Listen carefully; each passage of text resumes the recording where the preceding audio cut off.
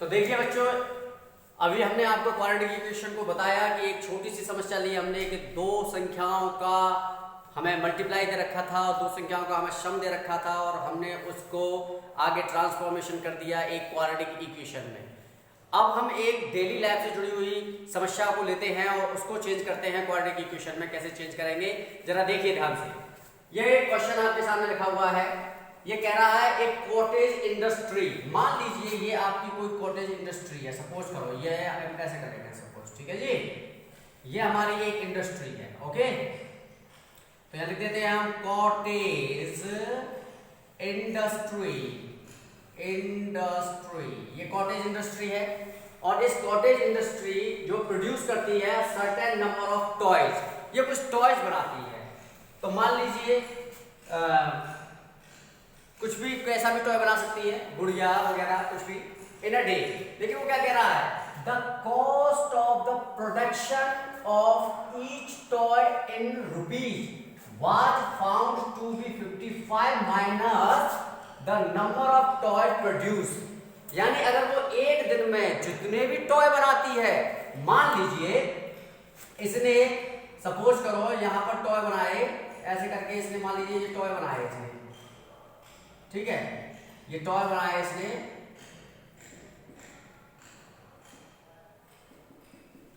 मान लीजिए ये टॉय टोटल इसने बनाए 60 टॉय बनाए एक दिन में।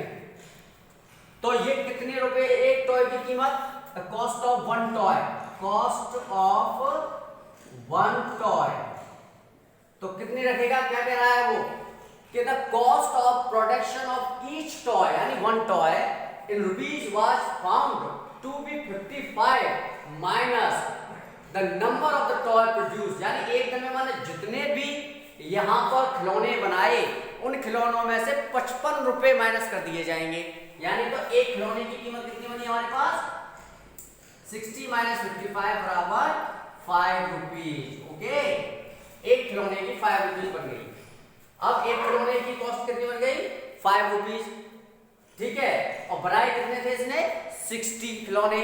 तो टोटल अमाउंट कितना हो गया, टोटल अमाउंट हो गया cost of one toy into total production, जितना भी उसने किया टोटल प्रोडक्शन। आई बात समझ में, क्या कह रहा है वो, a cottage industry produce a certain number of toys in a day. The cost of production of each toy in rupees was found to be 55 minus the number of the toys produced। यानी एक दिन में जितने भी खिलौने बनाएगी उन खिलौनों में से 55 रुपए माइनस करने पर एक खिलौने की कीमत रख दी जाएगी। मान लीजिए उसने 60 खिलौने बनाए एक दिन में, तो एक टॉय की कीमत हुई 60 माइनस 55 यानी 5 रुपीज। तो टोटल अमाउंट कितना होगा, कॉस्ट ऑफ वन टॉय यानी एक टॉय का यानी 5 रुपए और 60 टॉय का मतलब 300 रुपए हो जाएगा। अब आगे क्या कह रहा है, on a particular day the total cost of production was rupees 750। यानी कि जैसे हमारे पास में यहाँ पर 660 गुणा 5 करके 300 रुपए आई, ऐसे वो कह रहा है कि आप 750 रुपए एक दिन की ये टोटल प्रोडक्शन का मामला आया था। तो बताइए, if we would like to find out the number of the toy produced, तो हम ये पता करना चाहते हैं कि कंपनी ने कितने टॉय उस दिन बनाए। मान लेते हैं कि यहाँ 60 बनाए, तो हम मान लेते हैं कि यहाँ पर उसने x बनाए। तो एक टॉय का खिलौने का कीमत कितनी बन जाएगी, यहाँ पर देखो बेटा, x माइनस 55 और टोटल अमाउंट हमारे पास कितना दिया है इसने, 750 बराबर cost of one toy. Cost of one toy कितनी है हमारे पास, x माइनस 55 और टोटल प्रोडक्शन हमने कितना किया था, x। तो हमारे पास क्या आया, 750 is equal to x square minus 55 है।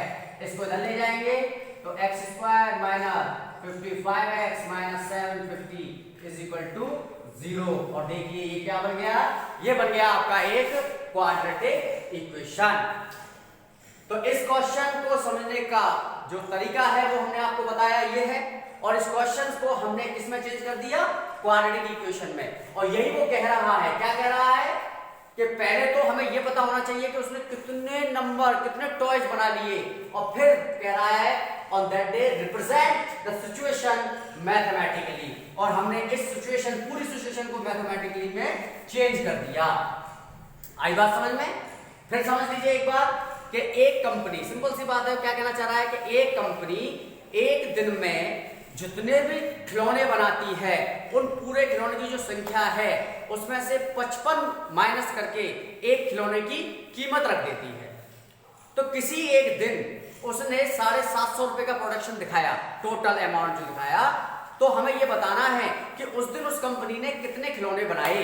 तो मैंने क्या कहा, मैंने अभी आपको बताया कि मान लीजिए ये कॉटेज इंडस्ट्री है और ये खिलौना बना रही है, तो मान लीजिए एक दिन, किसी दिन उसने ये खिलौने एक्स बनाए। एक दिन का मतलब मान लीजिए मंडे वाले दिन, मंडे को इसने टोटल एक्स खिलौने बनाए। तो जब एक्स खिलौने बनाएगा तो एक खिलौने की या एक टॉय की कीमत कितनी रखेगी कंपनी? x माइनस 55, यानी कि एक टॉय की कीमत है x माइनस 55 और टोटल कितने बनाए उसने? x। तो कितना पैसा खर्च हो गया? x into this. भाई एक खिलौने की कीमत कितनी है? x माइनस 55, बनाए कितने? x। तो टोटल अमाउंट फाइंड आउट करने के लिए क्या करना पड़ेगा? x into x minus 55। तो वही हमने किया। टोटल अमाउंट कितना था? 750 रुपए। कॉस्ट ऑफ वन टॉय कितनी थी? x माइनस 55 और टोटल प्रोडक्शन कितना था? x। इसका मल्टीप्लाई कर दिया और ये एंड में आकर के हमारे पास एक मैथमेटिकल सिचुएशन बन गई। इस मैथमेटिकल सिचुएशन को हम कहते हैं क्वाड्रेटिक इक्वेशन। तो आपको पता चला बेटा किस तरीके से हम किसी दी गई प्रॉब्लम को क्वाड्रेटिक इक्वेशन में चेंज कर देते हैं। अब आगे हम ये पता करेंगे कि किसी क्वाड्रेटिक इक्वेशन के जो सॉल्यूशन है वो क्या होता है। सॉल्यूशन जो होता है, कहते हैं ना हम find the solution of the given quadratic equation. तो ये सॉल्यूशन जो है वो क्या चीज है, सॉल्यूशन के बारे में हम चर्चा करते हैं। तो सॉल्यूशन के बारे में चर्चा करने के लिए अब हम एक एग्जाम्पल लेंगे। अभी उस एग्जाम्पल से हम समझेंगे कि किसी भी क्वाड्रेटिक इक्वेशन का सॉल्यूशन कैसे करते हैं। अभी तक हम ये समझ गए कि क्वाड्रेटिक इक्वेशन क्या होती है। हमारी डेली लाइफ से जुड़ी हुई समस्याओं को मैथमेटिकली रिप्रेजेंटेशन करके जब ax² + bx + c बराबर 0 की फॉर्मेट आ जाती है तो वो हमारी क्वाड्रेटिक इक्वेशन होती है। अब हम अगले स्टेप में ये जानने की कोशिश करेंगे कि किसी भी क्वाड्रेटिक इक्वेशन का सॉल्यूशन किस तरीके से निकाला जाता है या वो सॉल्यूशन होता क्या है।